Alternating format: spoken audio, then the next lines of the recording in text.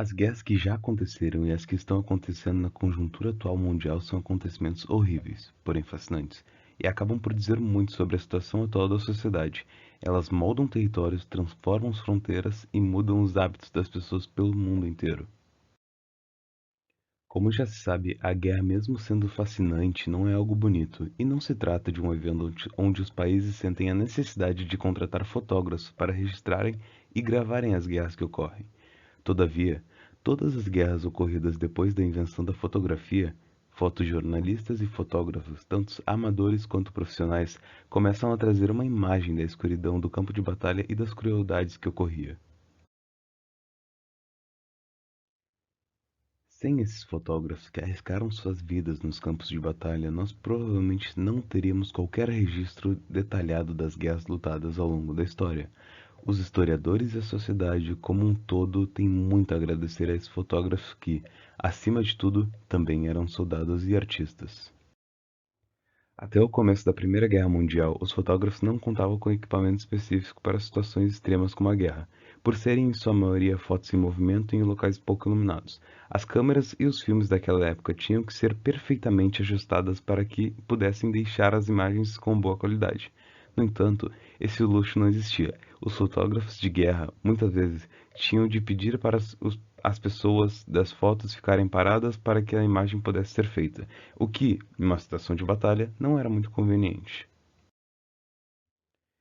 Essa imagem, que foi tirada por um fotógrafo desconhecido, é muito famosa. Ela representa muito bem um dos conflitos mais sangrentos ocorridos durante a Primeira Guerra Mundial. Esse conflito foi a Batalha de Verdun, travada por alemães e franceses durante 10 meses, causando mais de 600 mil mortos. O campo de batalha localizava-se próximo à cidade de Verdun.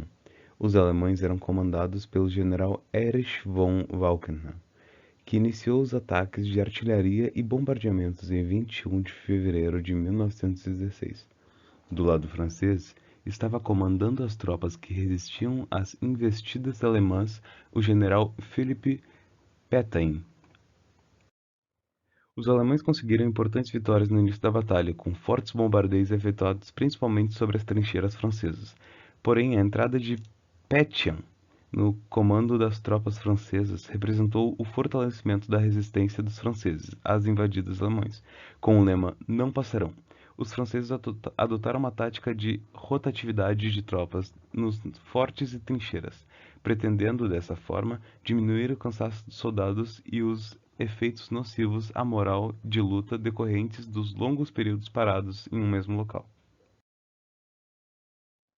A batalha, que se caracterizou pela captura e recaptura das fortificações, teve fim em 15 de dezembro do mesmo ano, quando os alemães decidiram recuar frente à incapacidade de derrotar os franceses.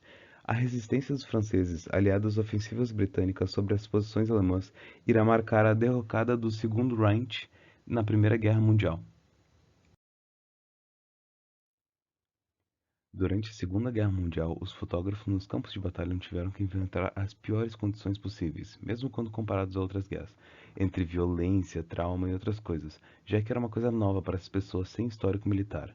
Como se isso não fosse o bastante, esses fotógrafos tinham que carregar muitos equipamentos pesadíssimos e revelar as imagens no meio do conflito, tomando cuidado para não estragar os equipamentos que eram frágeis e conseguir tirar uma foto boa, que naquela época era muito difícil, já que levava um bom tempo para ajustar a iluminação e a foto em si. É normalmente afirmado que o fotógrafo mais importante, não só da Segunda Guerra Mundial, é um homem húngaro, conhecido como Robert Capa.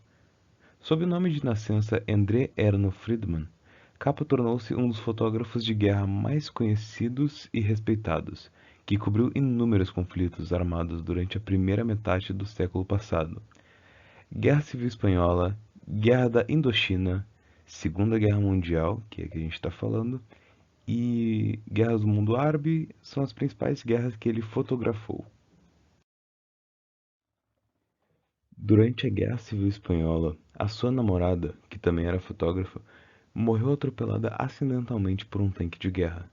Foi em Meador que Capa tira sua foto mais famosa, intitulada Morte de um Miliciano, ou Soldado Caído, tornando-o, já naquela época, um dos mais importantes fotógrafos da Europa no século XX. Tal fotografia, capturada em 5 de setembro de 1936, publicada na revista americana Time, um ano depois, mostra um soldado atingido por uma rajada de metralhadora. No ano de 1938, Robert Capa vai à China para fotografar um conflito sino-japonês, retornando à Espanha em 1940, logo que a França é dominada pelos nazistas. Ele muda-se em seguida para os Estados Unidos, onde começa a trabalhar para a famosa revista americana Life. Capa morreu na Guerra de Indochina, em 25 de maio de 1954, ao pisar em uma mina terrestre.